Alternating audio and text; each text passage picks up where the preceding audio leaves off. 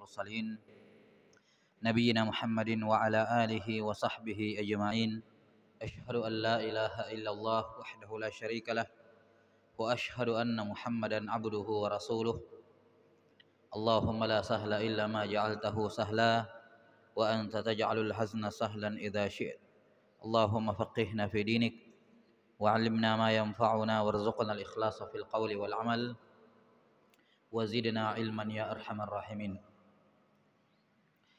Baik, kita lanjutkan penjelasan dari kitab Tauhid karya Syekh Muhammad Ibn Abdul Wahhab rahimahullahu taala yang wafat tahun 1206 Hijriah. Qala rahimahullah, pada bab yang ke-6, babun atau babu tafsirit tauhidi wa syahadati alla ilaha illallah. Bab tafsir tauhid dan tafsir syahadat la ilaha illallah. Iya. Ini bab yang ke-6 disebutkan di sini oleh penulis rahimahullahu taala. Bab tafsir tauhid dan tafsir syahadat la ilaha illallah. Pada bab ini penulis rahimahullahu taala ingin menjelaskan mengenai hakikat tauhid. Apa sebenarnya itu tauhid? Bagaimana penafsirannya dan apa makna dari kalimat la ilaha illallah? Apa itu tauhid? Apa hakikat tauhid? Bagaimana penafsirannya dan apa makna dari kalimat la ilaha illallah? Ini tujuan penulis rahimahullahu taala membuat bab ini di sini. Ucapan penulis rahimahullah, tafsirut tauhid. Tafsir tauhid. Kata tauhid di sini sama seperti yang tersebut di awal kitab. Bab apa? Kitabut tauhid. Kita sudah menjelaskan di awal bahwa tauhid itu memiliki dua makna, makna umum dan makna khusus. Tauhid makna umum adalah ifradullah ta'ala fi haqqihi, mengesahkan Allah Ta'ala pada haknya yang tiga, rububiyah, uluhiyah, asma wa sifat. Itu definisi tauhid secara umum. Ifradullah ta'ala fi haqqihi, mengesahkan Allah Ta'ala pada haknya. Adapun tauhid dalam artian khusus adalah tauhid ibadah, yaitu apa? Ifradullah ta'ala fil ibadah, mengesahkan Allah Ta'ala dalam ibadah. Sudah kita sebutkan di awal bahwa pada judul Kitabut Tauhid, tauhid yang dimaksud di situ adalah tauhid dalam artian apa? Umum atau khusus? Khusus. Karena kitab ini sebagian besarnya membahas tentang tauhid uluhiyah. Berarti tauhid dalam artian khusus. Nah, sama seperti di sini, bab tafsirut tauhid, penafsiran tauhid. Tauhid apa yang mau ditafsirkan oleh beliau di sini?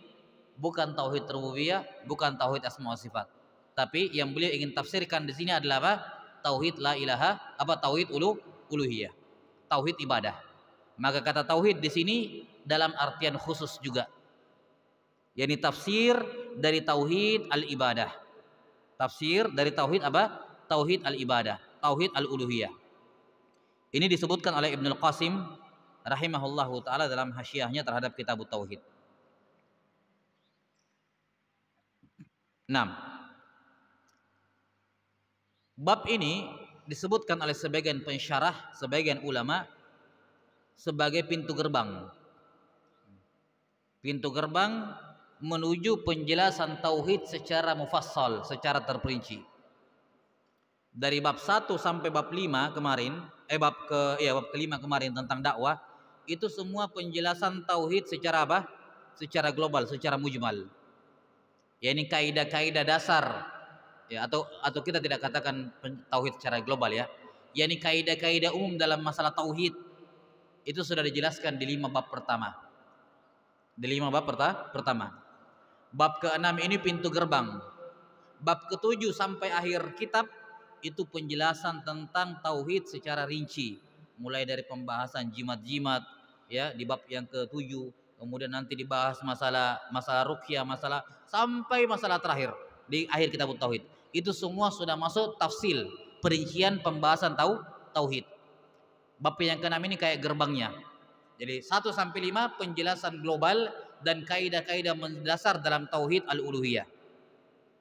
Penjabaran, perincian 5 kaidah sebelumnya atau 5 bab sebelumnya itu mulai dari bab 7 sampai akhir kitab. Semua penjabaran di situ. Rincian sudah di situ. Karena itulah pemahaman yang benar terhadap 6 bab, bab yang ke-7 sampai ke belakang itu sangat ditentukan dengan pemahaman yang benar terhadap 6 bab sebelumnya. Termasuk ini bab yang terakhir, bab yang ke-6 ini. Kalau salah dalam memahami, tidak faham 6 bab sebelumnya, maka bab ke-7 sampai bab terakhir ini akan kurang difahami juga. Kalau benar dan bagus pemahamannya terhadap 6 bab, termasuk bab yang akan kita bahas ini, maka bab 7 sampai terakhir itu akan mudah difahami. Karena basic-basicnya, dasar-dasarnya, kaidah-kaidah intinya sudah ada di 6 kaidah pertama ini. 6 bab pertama dari Kitabut Tauhid. Kemudian hubungan bab ini dengan bab sebelumnya kan tentang doa, berdakwah kepada la ilaha illallah. Di sini disebutkan bab tafsirut tauhid. Apa hubungan bab berdakwah kepada tauhid dengan bab penafsiran tauhid? Hubungannya tentunya jelas ya. Hubungannya jelas bahwa dakwah sudah disebutkan kemarin, dakwah yang paling pertama yang wajib adalah dakwah kepada tauhid. Nah, apa yang didakwahkan ketika mendakwahkan tauhid? Ya ini tafsirannya yang didakwahkan. Ketika kita mendakwahkan tauhid kepada orang, kita tidak cukup mengatakan ayo sembah Allah, jangan berbuat kesyirikan. Itu tidak cukup. Itu belum menafsirkan tauhid. Ayo menyembah kepada Allah, ayo beribadah kepada Allah semata. Jangan menyembah selain Allah Ta'ala. Ya, jangan beribadah kepada selain Allah Ta'ala. Ini masih global. Belum terlalu mengena. Maka cara berdakwah kepada tauhid yang benar adalah dengan menafsirkan tauhid kepada mad'u, kepada orang yang didakwai, bahwa yang dimaksud dengan tauhid adalah ini. Yang dimaksud dengan tauhid adalah ini rinciannya yang akan disebutkan di bab berikutnya, dijabarkan kepada mad'u, orang yang didakwai. Dijelaskan tentang la ilaha illallah, bahwa maksud ucapan ini adalah la ilaha illallah. Maksud ucapan la ilaha illallah adalah ucapan ini nih. Jelas ya, ini hubungan antara bab yang kelima dan bab yang keenam. Di sini penulis rahimahullahu taala menyebutkan tafsir tauhid dan tafsir syahadat la ilaha illallah. Dikhususkan la ilaha illallah karena ini merupakan tanda zahir seorang masuk Islam. Ya. Apa tanda zahirnya orang masuk Islam? Ya, mengucapkan 2 kalimat syahadat. Bahkan para ulama menyatakan tidak syah atau seorang tidak dianggap masuk Islam kalau dia tidak mengucapkan 2 kalimat syahadat. Bahkan walaupun dia mengucapkan asyhadu an la ilaha illallah, tapi dia tidak mengucapkan asyhadu anna muhammadar rasulullah, belum muslim. Masih kafir. Walaupun dia mengucapkan asyhadu an la ilaha illallah, tapi tidak mengucapkan asyhadu anna muhammadar rasulullah, maka apa? Belum muslim. Yani maksud saya di sini orang kafir yang masuk ke dalam Islam. Adapun yang lahirnya sudah agama Islam kan tidak wajib tentunya, tidak perlu. Taib. Pada bab ini penulis rahimahullahu taala membawakan 5 dalil. Semuanya 5 dalil ini menjelaskan tentang makna tauhid la ilaha illallah dan tafsir dari syahadat la ilaha illallah. Baik.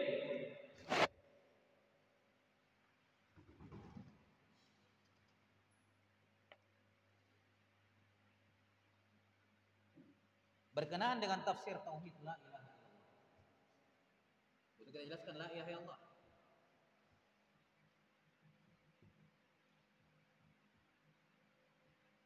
Ya. La ilaha illallah.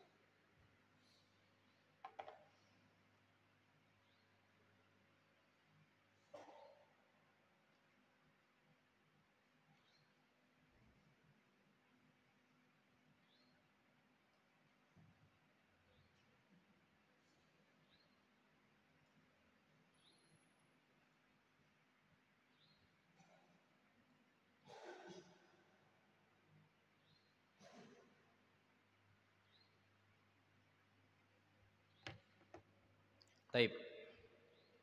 La ilaha illallah terdiri dari 5 kata. Terdiri dari lima kata. Yang pertama la, yang kedua ilaha, yang ketiga ini ada kata yang hilang di sini. Ada kata yang dihilangkan, mahdzuf, dihapuskan, akan diterangkan nanti. Kata yang ketiga terhapuskan. Kata yang keempat illa, dan kata yang kelima Allah. La ilaha titik-titik illallah.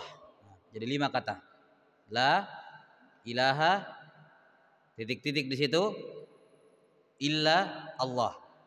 Jadi kalimat tauhid terdiri dari 5 kata. La kita bahas dari sisi bahasa Arabnya dulu. La itu namanya la nafiyah lil jinsi, menafikan jenis, menafikan jenis kata benda atau kata yang ada setelahnya, menafikan jenis isim yang ada setelahnya. Itulah nafiyah lil jins. La ini amalannya sama seperti inna. Inna dan teman-temannya itu manasab isim dan merafa khabar. Manasab isim dan merafa khabar. Ilaha ini isimnya la. Iya, isimnya la, mansub di fathah. Makanya dibaca ilaha karena dia isimnya la.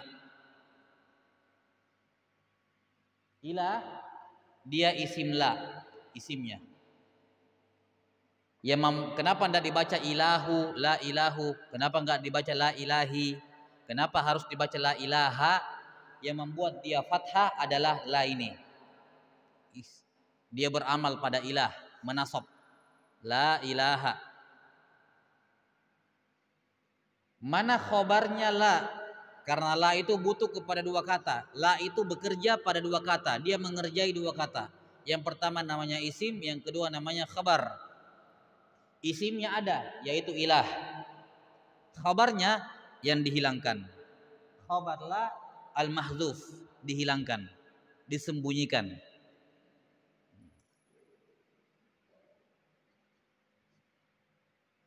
Illa, ilah juga dikenal dengan istilah mustasna minhu, objek yang dikecualikan. Karena illa itu kalimat istisna, huruf istisna, pengecualian yang bermakna kecuali. Tidak ada ilah kecuali. Jadi illa itu huruf istisna. Ini yang dikecualikan, yang sana pengecualiannya. Allah lafaz jalalah namanya mustasna, yang dikecualikan.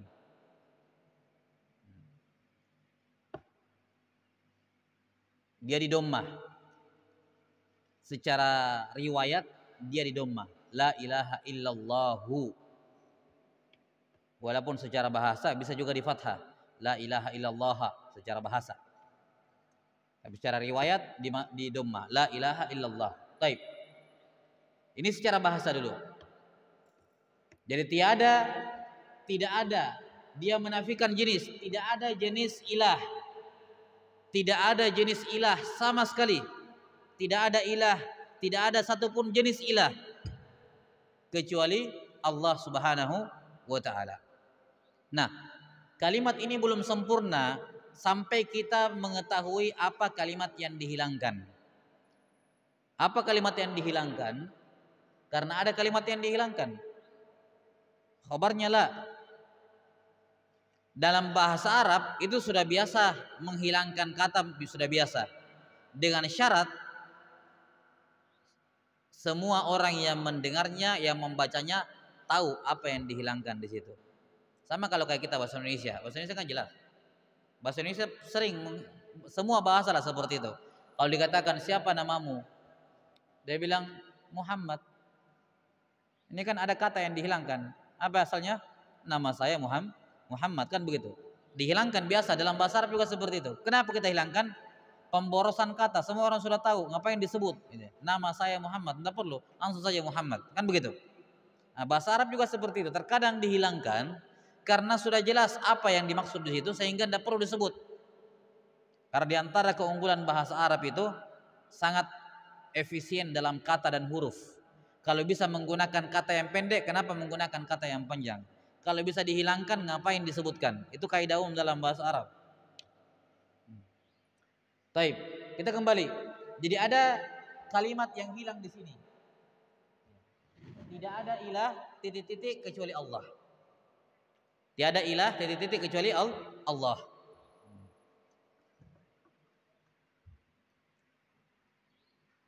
Nah, para ulama mengatakan, takdirnya di sini macam-macam. Disinilah terjadi perbedaan pemahaman terhadap la ilaha illallah. Ya, yang apa namanya, dari kalangan mutakallimin, ahli kalam, ya, menafsirkan macam berbeda-beda juga di situ. Para ulama mengatakan bahwa khabar la yang hilang adalah kalimat hakun atau bihaqqin.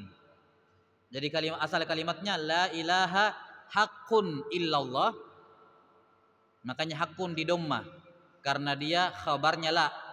La itu menasab manfatha isim dan merafa khabar. La ilaha haqqun illallah. Atau la ilaha bihaqqin illallah. Sama saja. Walaupun bukan sama persis ya. Ada penjabarannya tapi tidak perlu kita jabarkan di sini. Perbedaan antara haqqun dengan bihaqqin para ulama menjelaskan. Tapi intinya ini dua khabar yang sering disebutkan oleh para ulama. Yang paling sering yang menggunakan huruf jar. La ilaha bihaqqin illallah. Ya, la ilaha bihaqqin illallah. Tiada sembahan, tiada ilah yang hak disembah selain Allah. Berdasarkan firman Allah Ta'ala dalam surah Al-Hajj dan semisal juga dalam surah Luqman, dzalika bi annallaha huwal haqq. Hal itu dikarenakan Allah dialah yang hak untuk disembah. Maka kata para ulama, di sini kalimat yang dihilangkan yang merupakan khabar la adalah haqqun atau bihaqqin. Mananya la ilaha haqqun atau la ilaha bihaqqin. Tiada ilah yang hak atau yang berhak untuk disembah selain Allah Subhanahu wa taala. Kalau begitu fokusnya di kalimat ilah. Apa itu ilah? Apa itu ilah?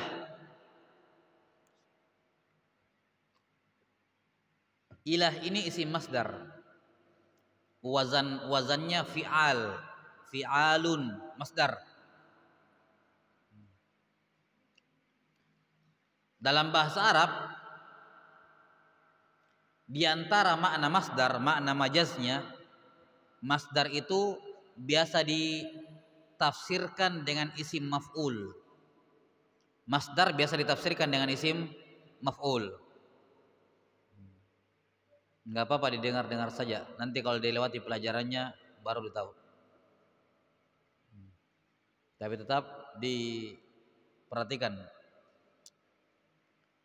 Kita dulu secara khusus pribadi, kalau kita belajar pelajaran yang belum dipelajari, tulis saja dulu. Tidak tahu apa ini, pokoknya saya tulis dulu. Ya. Karena yang penting punya database-nya dulu, punya catatannya. Walaupun saya tidak paham maksudnya, saya tulis saja dulu. Nanti ketika lewat, oh ini dulu maksudnya. Ya, sehingga bisa tambah paham. Tambah paham. Baik. Jadi ilah ini isim masdar yang dimaknakan isim maf'ul di sini. Ya. Ilah bermakna ma'luh. Ilah bermakna ma'luh. Apa itu ilah? Ilah berasal dari kata alaha. Fi'il madinya alaha. Ya. Fi'il mudhari'nya ya'luhu. Alaha ya'luhu ilahan. Masdarnya. Apa artinya? Jadi kalau mau mengetahui makna alaha, makna ilah, kembalikan ke maknanya. Jadi fi'il madi dari ilah adalah alaha. Alaha ya'luhu ilahan wa ilahatan, masdarnya. Nah, sekarang apa makna fi'il madi alaha? Kata para ulama, fi'il madi alaha semisal dengan abada. Ya. Alaha itu sama seperti abada dari sisi makna dan dari sisi wazan. Jadi bukan cuma maknanya sama tapi juga wazannya sama. Sebagaimana kita menyebutkan wazannya abada ya'budu, maka wazannya alaha juga sama. Alaha ya'luhu. Secara wazan sama dan secara makna juga sama. Makna alaha adalah apa? Abada. Ma'abattum abada. Jadi makna alaha adalah abada. Kalau begitu, apa makna ilah sebagai masdar? Ya, maknanya adalah masdarnya abada. Apa masdarnya abada? Abada ya'budu ibadatan. Kalau begitu ilahun bermakna ibadah. Itu kalau masdar. Cuman di sini ilah ditafsirkan sebagai isim maf'ul. Ilah bermakna ma'luh. Kalau begitu ibadatan kita jadikan juga isim maf'ul, yaitu apa? Ma'bud. Abada ya'budu ma'bud. Karena itulah asal muasal para ulama menafsirkan ilaha bermakna ma'bud. Dari mana asal muasalnya? Secara bahasa penjabarnya kayak tadi. Ya. Kalau nggak mau repot, ya makanya kalau di pelajaran dasar ya nggak usah dijelaskan itu. Langsung saja ilah bermakna ma'bud. Cuma kan dari mana? Nah, penjelasannya kayak tadi. Sudah sampai sini? Penjelasannya seperti tadi. Jadi alaha, kenapa ilaha bermakna ma'bud? Kata para ulama karena ilah, ya, ilah itu fi'il madinya alaha, dan makna alaha adalah abada. Secara makna dan wazan sama, cara bacanya pun sama. Abada, alaha, ya'budu, ya'luhu, ilahan, ibadatan, sama.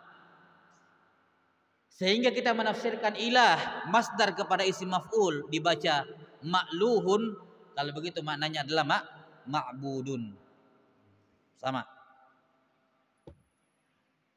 Sehingga maknanya la ma'buda haqqun atau la ma'buda bihaqqin illallah. Salah satunya. Kalau ilah kita artikan ma'bud, maka berarti la ma'buda haqqun atau la ma'buda bihaqqin illallah. Tiada sembahan yang berhak untuk disembah kecuali Allah Subhanahu wa taala. Kecuali Allah Subhanahu wa taala. Ini makna tafsir dari la ilaha illallah. Bahwa makna la ilaha illallah adalah la ilaha haqqun, yakni la ma'buda haqqun illallah. Tiada sembahan yang berhak untuk disembah kecuali Allah. Inilah makna dari la ilaha illallah. Dari sini kita juga bisa mengetahui apa arti dari nama Allah. Apa arti dari nama Allah? Hah? Apa artinya Allah secara bahasa? Hah? Kalau Al-Ghafur, apa artinya Al-Ghafur? Hah? Maha Pengampun. Terjemahannya ya, bukan artinya, bukan maknanya, terjemahannya. Ya. Al-Ghafur bermakna Maha Pengampun. Ar-Rahman, penyayang. Ar-Razzaq, pemberi rezeki. Nah, nama Allah apa maknanya? Hah? Nah, nama Allah adalah maknanya sama, Al-Ma'bud.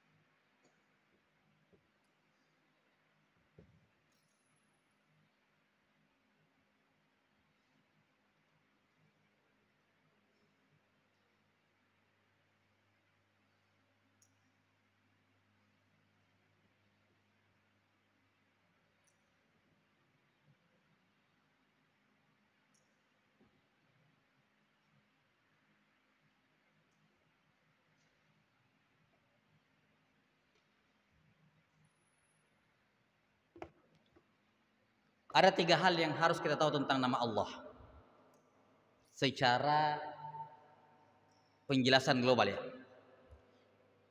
Ada 3 hal yang butuh kita tahu tentang nama Allah. Yang pertama, kita tahu tentang, saya ulangi, ada 3 hal yang butuh kita tahu tentang lafaz Allah, bukan Allahnya ya, namanya Allah, Allah ini, nama. Ada 3 hal yang butuh kita ketahui. Yang pertama, Allah itu Arabi, bahasa Arab murni, bahasa Arab, bukan dari bahasa Ajam.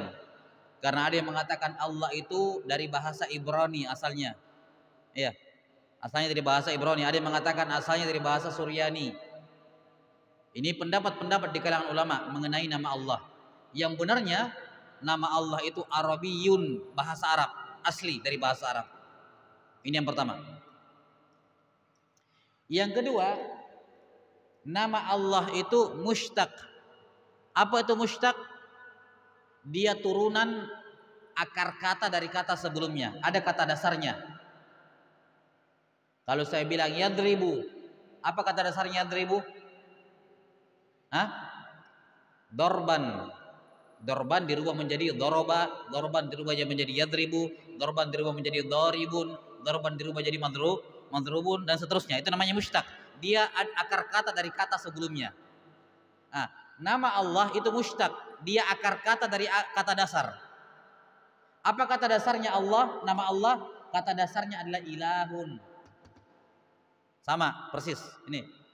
Ini kata dasarnya, ilahun. Jadi nama Allah itu mushtaq dari ilahun. Nih. Ditambahkan alif lam. Dibaca apa? Ilahun ditambahkan alif lam.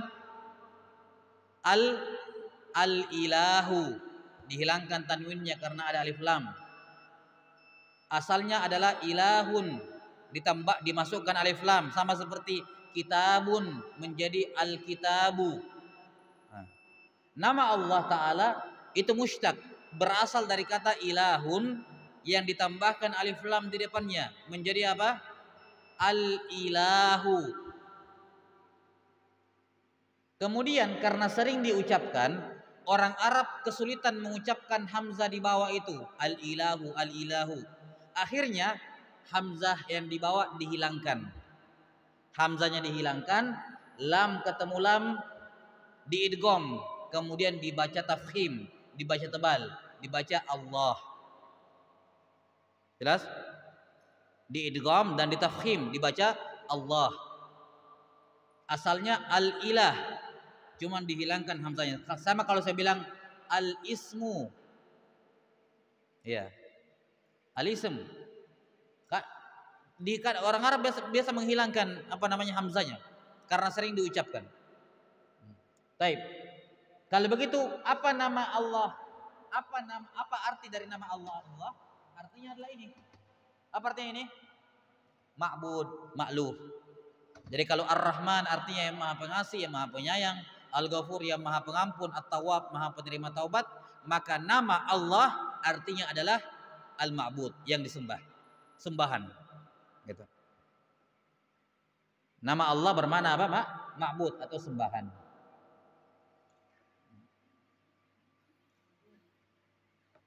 Masalah yang ketiga tentang nama Allah, bahwa nama Allah adalah Ismullahil A'zam, nama Allah yang terbesar, yang kata Nabi SAW, kalau kita berdoa dengannya pasti dikabulkan. Kalau kita berdoa dengannya pasti dikabulkan. Ismullahil A'zam yang tersebut dalam riwayat Abu Daud.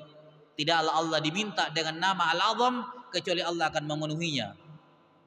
Ismullahil A'zam menurut pendapat yang paling kuat di kalangan ulama adalah nama Allah. Itulah nama Allah yang terbesar. Kenapa? Karena semua nama-nama yang lain berpulang kepada ini, nama Allah ini.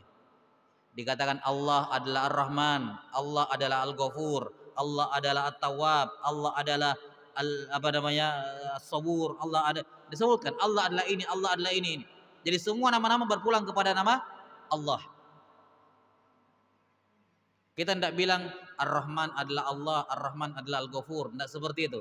Semua nama-nama dikembalikan ke nama satu ini, nama Allah. Maka dikatakan Allah adalah nama Allah yang terbesar. Nama Allah lafaz Allah ini merupakan dari semua nama-nama Allah yang maha agung lagi maha mulia. Dari semua nama-nama itu, nama Allah yang teragung dan termulia adalah nama Allah. Iya. Wallahu taala alam bisawab. Azan dulu.